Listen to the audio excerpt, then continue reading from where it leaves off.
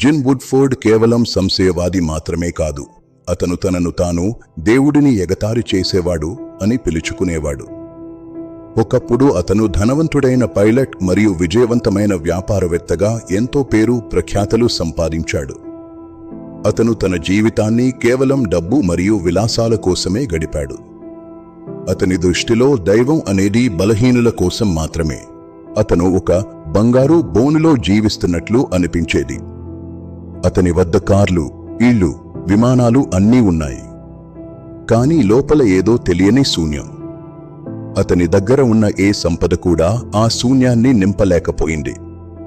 అతను ఆధ్యాత్మికంగా దివాళా తీశాడు. అతను అంతా తన నియంత్రణలో ఉందని భావించాడు. కానీ త్వరలోనే అతను ప్రతిదీ కోల్పోబోతున్నాడు.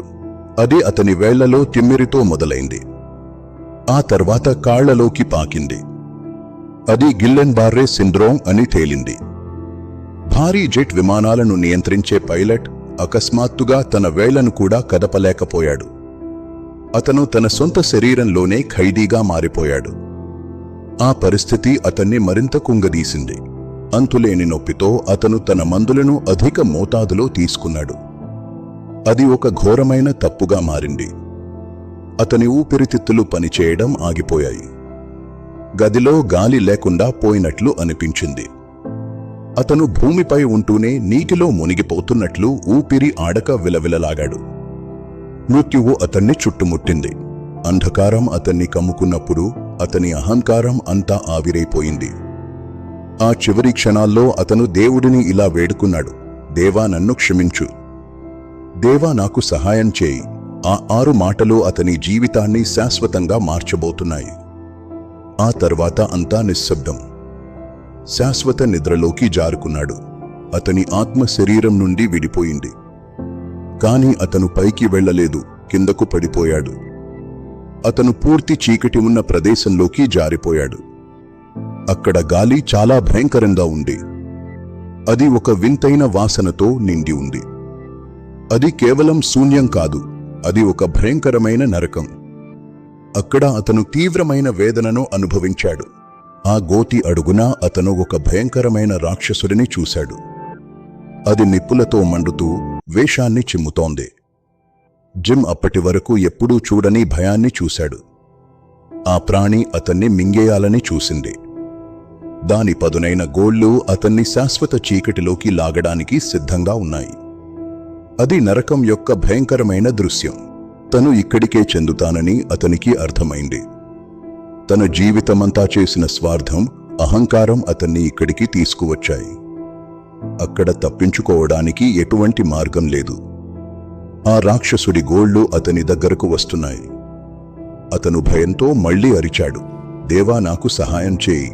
అతని గొంతు ఆ లోయలో ప్రతిధ్వనించింది. అకస్మాత్తుగా సూర్యుడి కంటే 1000 రెట్లు ఎక్కువ కాంతి ఆ చీకటిని చీల్చుకుంటూ వచ్చింది. ఆ వెలుగు ముందు ఆ రాక్షసుడు నిలబడలేకపోయాడు. అది భయంతో అరుస్తూ మాయమైపోయింది. దైవికమైన ఆ కాంతి చీకటిని తరిమివేసింది. ఆ క్షణంలో అతనికి ఎక్కడ లేని ధైర్యం వచ్చింది. అది ఒక అద్భుతమైన రక్షణ. ఆ వెలుగులో 3 దేవదూతలు ప్రత్యక్షమయ్యారు. వారిలో ఒకరు జిన్ను చాలా సున్నితంగా పైకి లేపారు. వారి కౌగిలిలో అతను ఎంతో సురక్షితంగా ఉన్నట్లు భావించాడు. అతని జీవితంలో మొదటిసారిగా అతను అంతటి ప్రశాంతతను అనుభవించాడు.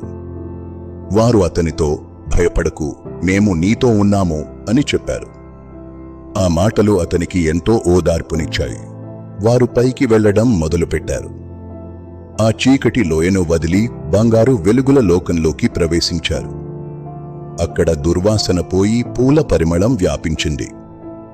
రోదనల స్థానంలో మధురమైన సంగీతం వినిపించింది. అతను మృత్యువు నుండి జీవంలోకి అడుగు పెడుతున్నాడు. అది ఒక దివ్యమైన ప్రయాణం. అతనికి ఎంతో ఆనందం కలిగింది. అతను వర్ణించలేని ఒక అద్భుతమైన ప్రదేశంలోకి ప్రవేశించాడు. పరలోకం అంటే కేవలం మేఘాలు కావు, అది ఒక అద్భుతమైన రంగుల ప్రపంచం. అక్కడ పూలు స్తుతులు పాడుతున్నట్లు అతనికి అనిపించింది. రంగులకు శబ్దం, శబ్దానికి రంగులు ఉన్న వింతైన లోకం అది. ప్రతిదీ దేవుని మహిమతో నిండి ఉంది. అది వర్ణించలేని అద్భుతం. అతను ఆకాశంలో వెలుగు చారలను చూశాడు. అప్పుడు ఒక దేవదూత అతనితో, ఇవి భూమిపై ఉన్న విశ్వాసుల ప్రార్థనలు అని చెప్పారు. కొన్ని ప్రార్థనలు రాకెట్లలా వేగంగా, మరికొన్ని బలహీనంగా ఉన్నప్పటికీ అన్నీ దేవుని సింహాసనాన్ని చేరుతున్నాయి. ప్రార్థన అనేది ఒక గొప్ప శక్తి అని అతనికి అప్పుడు అర్థమైంది. అది ఒక దివ్య అనుభూతి. తర్వాత అతను ఆ శాంతి ప్రదాతను చూశాడు. ఆయనే యేసుక్రీస్తు. ఆయన దేవదూతల కంటే ఎంతో ప్రకాశవంతంగా ఉన్నారు. ఆయన ఉనికి ఎంతో సున్నితంగా ఉంది. జిమ్ ఆయన పాదాల వద్ద సాష్టాంగపడ్డాడు. తను చేసిన తప్పులను తలుచుకుని ఎంతో బాధపడ్డాడు. ఆయన తనను శిక్షిస్తారని భయపడ్డాడు. కాని ఆయనలో ఎంతో ప్రేమ కనిపించింది. యేసు తన చేతిలో జిమ్ జీవిత గ్రంథాన్ని పట్టుకుని ఉన్నారు. ఆయన ఆ పుస్తకాన్ని తెరిచినప్పుడు జిమ్ తన జీవితాన్ని కళ్ళారా చూశాడు. తను సంపాదించిన డబ్బు, హోదా ఏవీ అక్కడ పనికిరాలేదు. తను ఎంత సమయాన్ని వృధా చేశాడో అతనికి అర్థమైంది. అతను ఎంతో సిగ్గుపడ్డాడు. రాజుల రాజుకు ఇచ్చేందుకు అతని వద్ద ఏమీ లేదు. అది ఒక ఆత్మశోధన. కాని యేసు అతన్ని నిందించలేదు. ఆయన ఎంతో కరుణతో జిమ్ వైపు చూశారు. జిమ్ అప్పుడు స్టిక్కీ లవ్ అనే ఒక అపురూపమైన ప్రేమను అనుభవించాడు. అది వర్ణించలేని ఒక గొప్ప అనుభూతి. అది అతనిలోని అహంకారాన్ని, భయాన్ని తొలగించింది. అతను పూర్తి ప్రేమతో నిండిపోయాడు. అది క్రీస్తు యొక్క అపరిమితమైన ప్రేమ. నిరుపమానమైనది. అతను అక్కడే శాశ్వతంగా ఉండిపోవాలని అనుకున్నాడు. కాని యేసు అతనితో, జిమ్, నీ పని ఇంకా పూర్తి కాలేదు. నువ్వు వెనక్కి వెళ్ళాలి. నువ్వు చూసిన దాన్ని లోకానికి చెప్పాలి అని చెప్పారు. జిమ్ వెనక్కి వెళ్ళడానికి ఇష్టపడలేదు. కాని ఆయన మాటను కాదనలేకపోయాడు. దేవుని చిత్తానికి అతను తలవంచాడు. అది ఒక బాధ్యత. అది ఒక నిశ్చయం. అతను మళ్లీ తన శరీరంలోకి తిరిగి వచ్చాడు. ఆ నొప్పి మళ్లీ మొదలైంది. ఆ చల్లని ఆసుపత్రి గది అతనికి ఒక పెద్ద షాక్లా అనిపించింది. అతను కళ్ళు తెరిచి చూసేసరికి అక్కడి వైద్యులు ఆశ్చర్యపోయారు. అతను 11 గంటల పాటు మరణించి మళ్లీ బ్రతికాడు. అది ఒక గొప్ప అద్భుతం. అతని ప్రాణం మళ్లీ తిరిగి వచ్చింది. వైద్యులు దీనిని నమ్మలేకపోయారు. ఆ పాత జిమ్ చనిపోయాడు. ఇప్పుడు క్రీస్తులో ఒక నూతన సృష్టి పుట్టింది.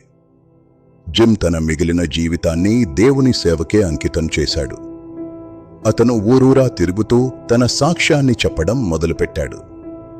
అనంతకాలం అనేది నిజమని, ప్రతి ఒక్కరూ సిద్ధంగా ఉండాలని అతను అందరికీ హెచ్చరిక చేశాడు. అతని జీవితం ఇప్పుడు ఒక గొప్ప సాక్ష్యంగా మారింది. క్రీస్తు మహిమను ప్రకటించాడు. జిమ్ వుడ్ఫోర్డ్ ప్రయాణం మనందరికీ ఒక గొప్ప పాఠం.